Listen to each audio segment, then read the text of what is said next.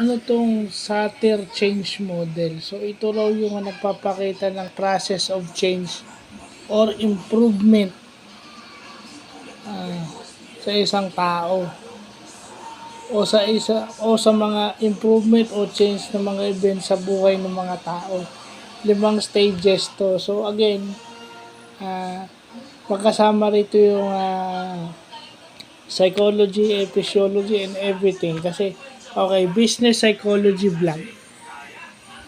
Business psychology vlog. Yung changes sa tao at dun sa environment ng tao at pati dun sa mga nakakahalubilo niya.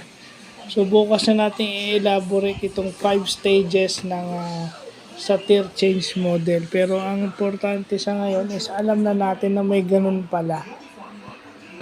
No, may ganun, no? Di ba?